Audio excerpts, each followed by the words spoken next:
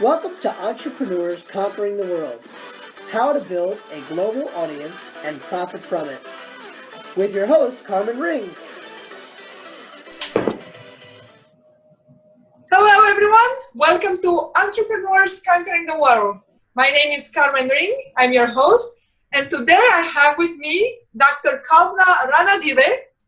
Kalpna is an international speaker, trainer, and author in the healthcare industry, and more specifically in the dentist field. She is a gold medalist. She won the America's Top Dentist Award for the past 8 years in a row. We're very honored to have her with us, that she took time to do this. She is very busy. She is all over the world teaching seminars and helping people getting healthy. So Kalpna, thank you so much for taking time to be with us. Let's jump right into it and tell us more about you and your business and how you started to be where you are today. First off, thank you, Carmen, for inviting me. This is definitely an honor to be sharing what I'm doing with your audience. So my background is I'm an integrative dentist, but I'm also like a board certified naturopath. And so the journey really started from my childhood, where my mom was a nurse, and so I used to accompany with her to the hospital ever since I was probably 2 years old. And then I started seeing all these patients in different settings. But interestingly, I was also trained, she was an Ayurvedic nurse, and she was also being part of this big Western hospital. So growing up, I saw a blend of both Eastern and modern medicine being practiced, and I saw health being people being saved from both modalities, but I also saw problems in multiple modalities over there. So as I got on with my studies, I started realizing that if I ever get into healthcare, I want to create a field where it can be a blended approach, never just like one or the other. And that's where I'm at. Like, you know, my focus is really about how you can help people heal, no matter which modality, whether it's ancient or modern, whether it's Eastern or Western. At the end, the patient, if you are a patient or I'm a patient, what we really care is to heal. And how you heal, it doesn't matter, as long as you have a solution that is going to get you out of that pain or the problematic mode. And so that's where essentially where it started, and that's where I'm at. And how did you manage to get your message to such a wide audience? I know you travel all around the world, and you speak in front of huge audiences about the practices that you believe in, and you even we're going to get into that a bit later. You wrote a book about one of the practices that you promote a lot. How did you manage to get this far and to get so well known? So essentially, when I when I started it, I was really practicing more in my office or in the hospital settings, which I was.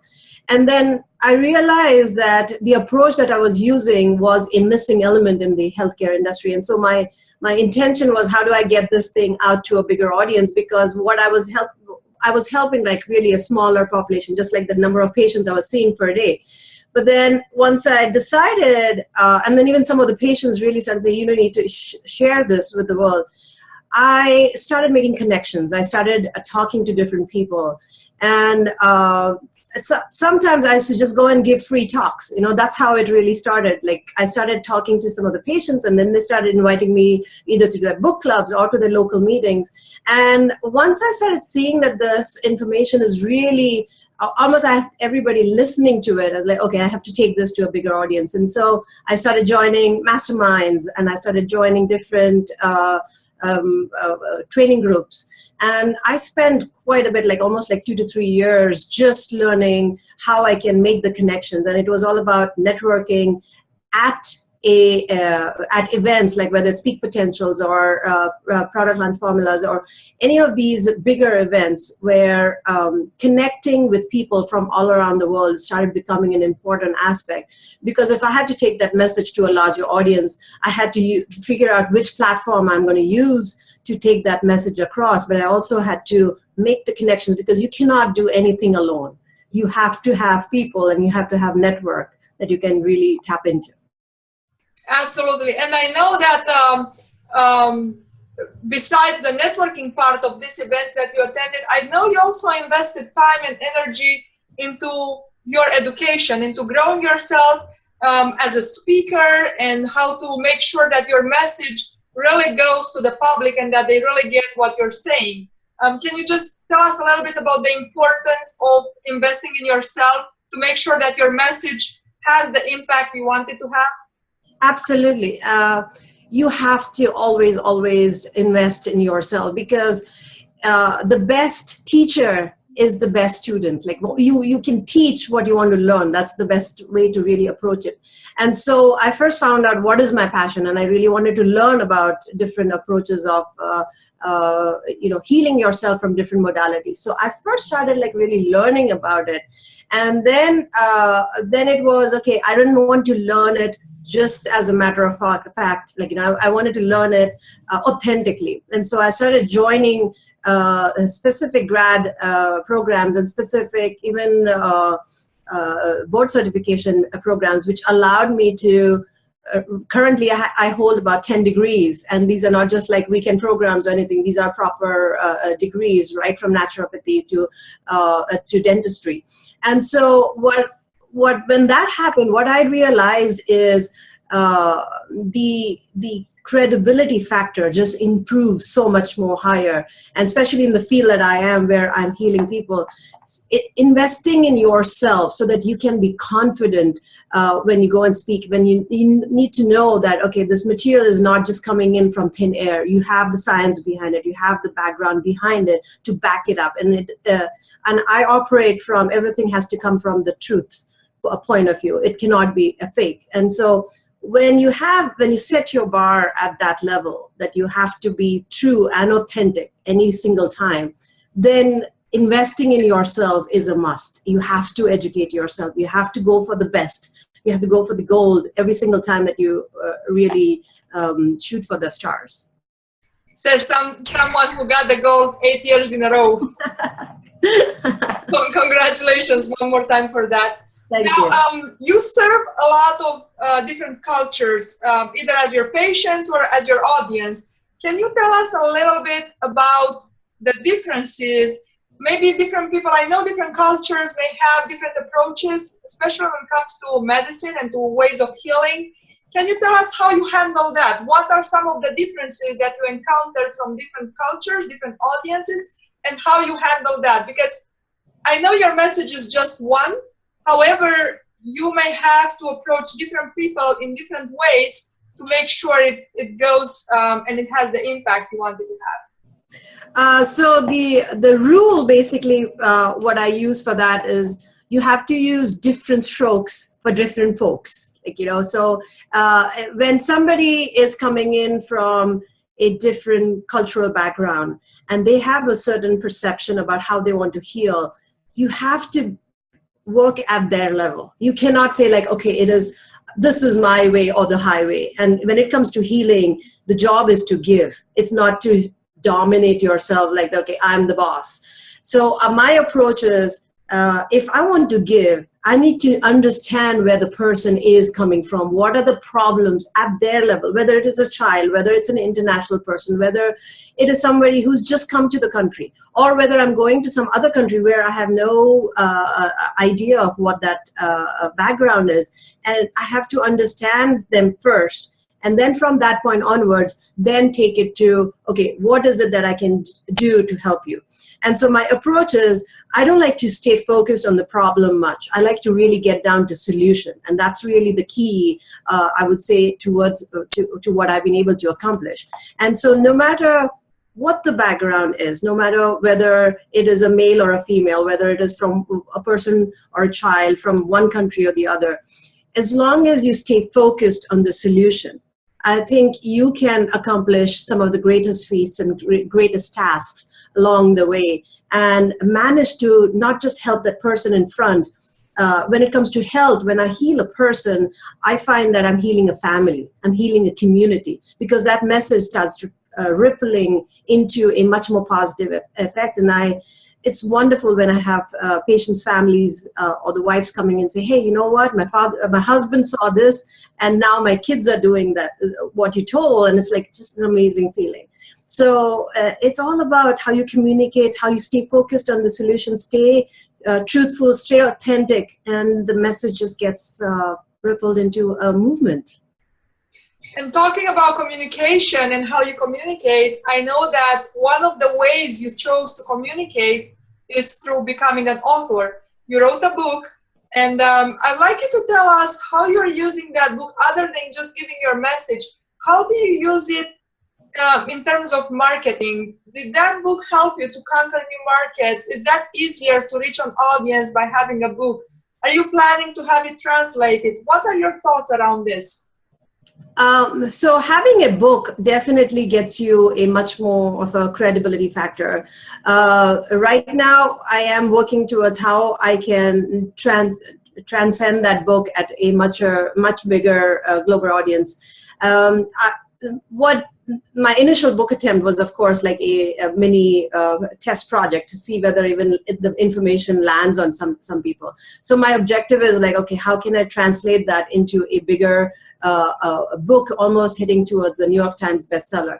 And so once it gets to that level, even getting to that journey, if I want to, my objective is to reach to a global audience. The material has to be able to be translated into different languages, and I cannot speak all the languages, and so that information has to be communicated much better. And so that's where we need networking, and that's where we need companies who can really help us translate that information towards a global audience. So you're definitely using your book as a marketing tool to conquer new markets and to spread your message around. Yeah, the book is one of the tools, but right now I'm currently focused on the speaking engagements, training online, and currently, more than the book, I am looking at how I can convert even my training programs into multiple languages, because I am training doctors and dentists, and also some of just the patient or the general population. And when I'm talking about some of the programs, I want to figure out like how I can get it translated, whether it is a book, whether it is a training program, whether it is my speaking engagement, into multiple languages. And so it's not just about focusing on one modality as a marketing tool. So book is one, but you can use your speaking engagements as a marketing tool. You can use your book as a marketing tool. You can use even like a video that you do on a YouTube as a marketing tool. And you mentioned you do both live speaking engagements as well as online trainings. How would you compare these two? Would you say one is easier than another? One is easier to reach audience? Do they have different marketing tools to promote them? Do they bring more interest? How would you compare these two? They are similar in a certain way, but they're different in their own way. Live audience brings in a much more personalized engagement. You feel like you know the speaker when you are in the audience, and when you are a speaker, you can communicate with the audience at a much more personalized level. And I consider myself as a very intuitive speaker and a trainer. And so when I'm looking at the audience and when I'm speaking, I can sense what they're wanting and whether they are engaged. And if I feel that there is a little bit of more interest in a certain point, I can take a little bit more time in elaborating it. The online platform, on the other hand, is more like me talking to the computer. The advantage of that is it's got a much more wider global reach, and like a live engagement can only hold so many people, but when it comes to an online platform, you can literally reach millions in one press of the button. So there are two different platforms, and the reach and the communication are a little bit different. but both of them have their own value in really spreading the message. And one of the things that I really love about online training is I'm a mom, I've got kids, and I'm a busy professional. So if I want to train and teach or even get the message out, simply just get a message out.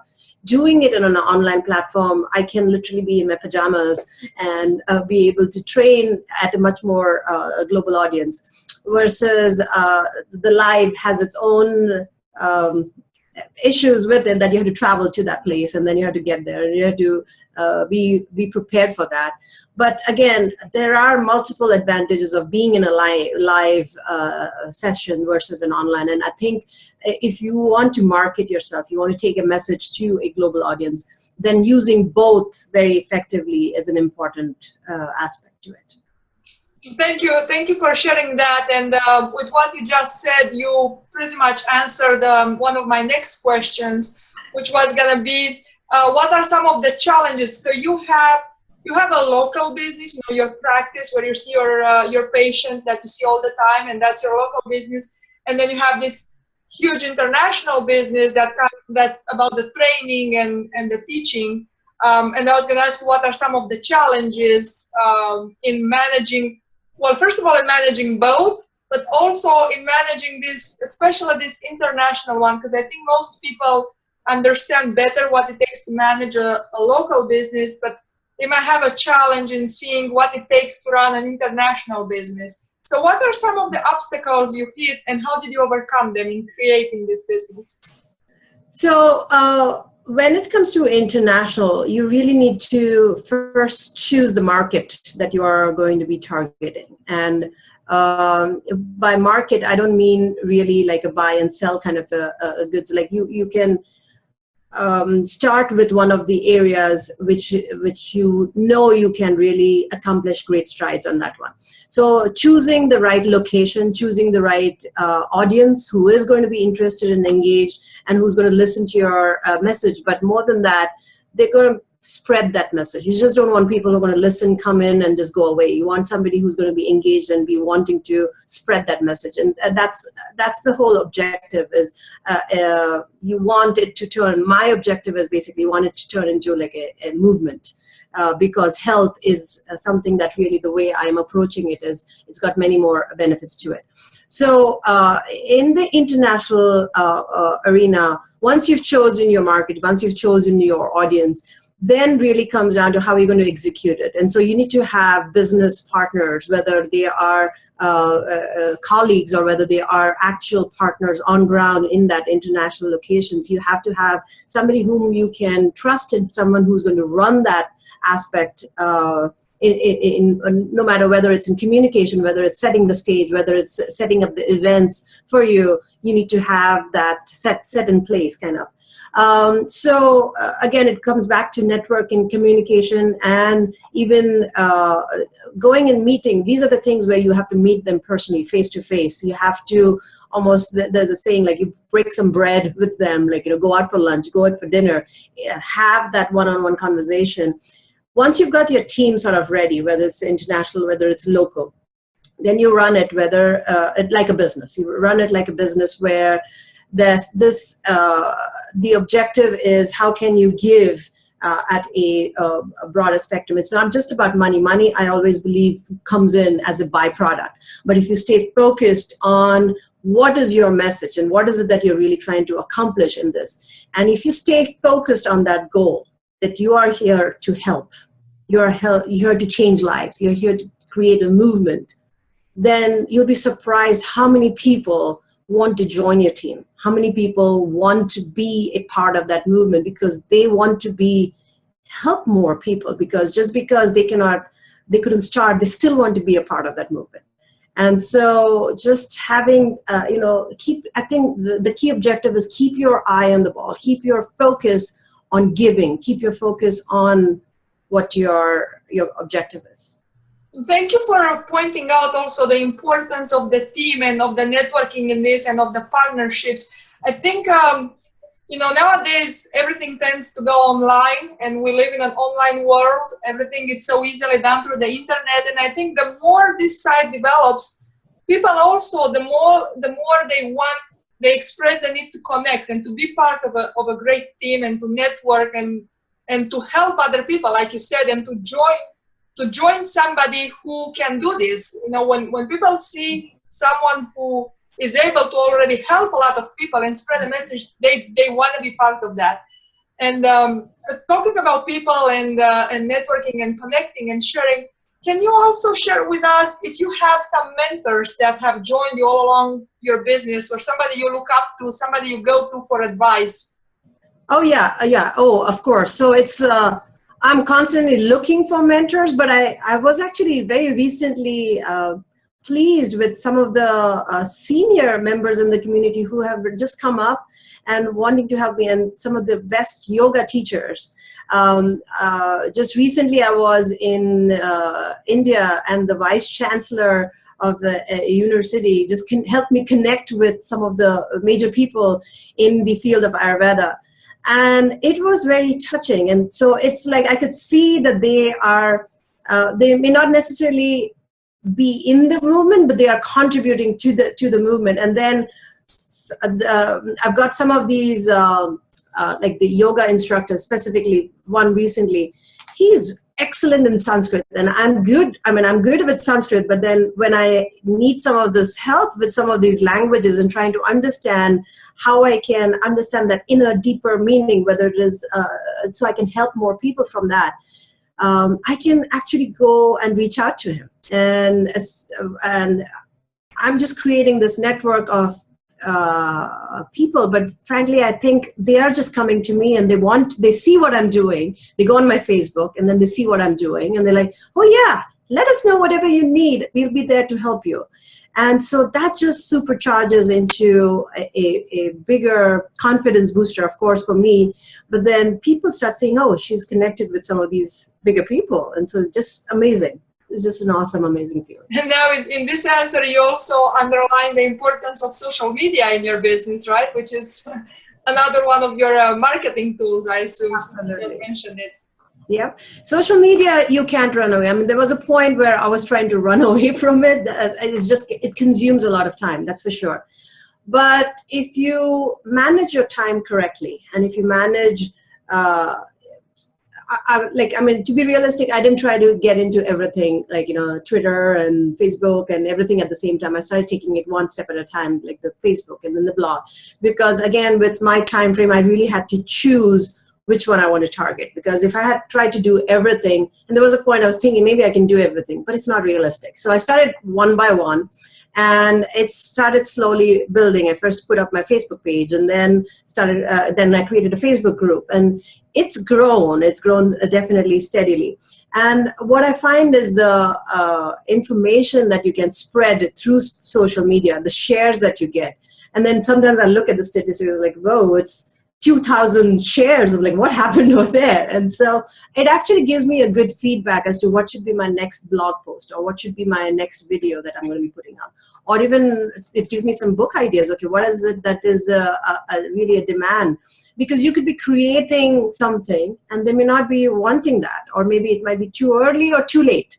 So knowing what is it that is the need of the hour, and then creating whatever your gift is based on that, is basically the key of smart marketing. Thank you for pointing this out.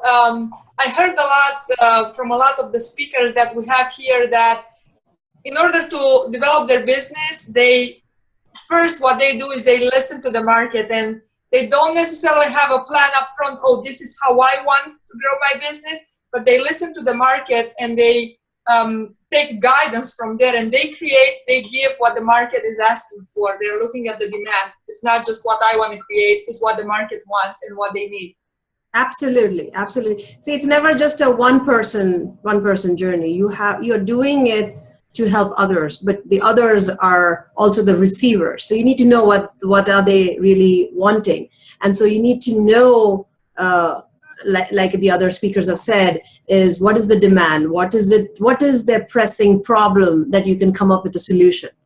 And once you know their problem, then the solution, you've already got your gifts that you can tweak it to customize it to the problem. And you said at one point, you said you're planning on starting to develop your programs, maybe have them translated, your online materials, maybe even your live events. There's a way for that too. Other than that, if you want to share with us, what are some of the next plans, the next steps in growing your business and expanding your business? What are your plans, short-term, long-term? Well, it's all about, so I initially started more training, just helping out patients actually. And then I started realizing that people who are not even sick wanted to get some of the information. So my focus was more for general audience.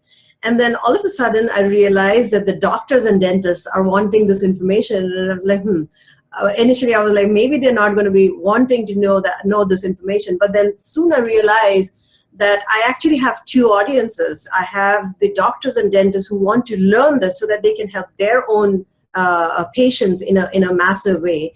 And then I have patients who are looking for self-healing, patients who are looking for solutions for their health problems, or people just generally like moms. Moms is my big audience. Like they want to keep their family healthy. They want to keep their children healthy. They don't want their kids to be getting flu all the time. And so simple things like just drinking hot water or, taking some precautions during the flu season. When they started seeing that, okay, there is some ancient wisdom in this, they wanted to know more. And so it was all about, okay, how do I capture these two audiences and how do I really help them in their own unique way? Because if I'm trying to speak in scientific terms to the moms, they're going to get bored. So I had to really customize it to how do I baby it down so they can teach it to the child. And then the second was, okay, if I'm talking to the doctors, I have to talk really scientific. I have to have the studies to back it up, and I have to have some of the information to back it up. So I guess my focus right now and my challenge per se, you would be saying, is I'm dividing my time literally into different major audiences per se and having to customize it. And so what initially my focus was, okay, one group and writing books for, let's say, general population. Now the doctors are demanding like, okay, can you write some book on this? So my next project is going to be writing a book on practical application of integrative health in everyday life. So that's my next project. And then, of course, the doctors I'm already training quite a bit of doctors into certification. And so the next project is like, how do I take these certification programs at a much more global level? And how do I create a cross-integrative training programs where whichever country they are, there is a certain value that can be tapped into so that they can start using it within their immediate local market. But they can also get some international degrees. And so that's where I'm working on is how can I create like this international certification programs for that. And I also know, before we finish this interview, I know you have a gift for our audience, and we're excited to hear about that. Do you want to share it? So again, like my background has been all about, and even my objective and what I seek to learn and what I seek to teach is all about how can you use the best of the wisdom that's out there, whether it's ancient, whether it's modern, and how can you use that towards making it practical into your daily life. And so one of the ancient health practice, it's been practiced for almost 50, it's been practiced for 5,000 plus years, but even 50 plus million people even today practice this health routine. And so what I have, the gift is, it's called as a lunar detox, and it's tapping into the power of the moon into not only just losing weight, but also staying healthy on a regular basis. And we look at different diets and different health fads. And once you look into a little bit of that history, it's just pretty recent. Even if it's 20, 30, 40 years, it's still recent. But when you look at a program or an information that's inside this lunar detox, which is 5,000, 10,000 plus years old, and 50 plus million people are still doing it, then you're like, okay, there must be some value to it, that it has not only just transcended different countries, but it has also transcended time, and it's still being used. So the gift that I have for your audience is about the lunar detox and how you can really tap into becoming healthy and also staying fit on a daily basis. And it's a very simple sort of a protocol. And once you understand it, you can really start teaching it even to your child and start making your entire family healthy. So the information of that, you can find it on lunardetox.com, and you can also find it on drkalpna.com. So you can get some of this information, and so that's my gift for your audience, and I hope they can really start tapping into this simple ancient wisdom. Thank you so much, Kalpna. Thank you for your time and thank you for your gift. And I do think a lot of our audience is going to be looking into that because, like you said, especially moms, they always want to keep their family healthy. And more people I've noticed, they are starting to look into natural medicine and into natural ways of getting health, especially in today's world where we're bombarded with medicines and chemicals and stuff everywhere. So thank you so much for this offer. And one more time, thank you for your time, for sharing these 30 minutes with us. To all of my audience, I will see you in our next episode. Have a wonderful day. Thank you, Kalpna. Thank you, Carmen. Thank you for inviting me. Thank you for watching Entrepreneurs Conquering the World with your host, Carmen Ring.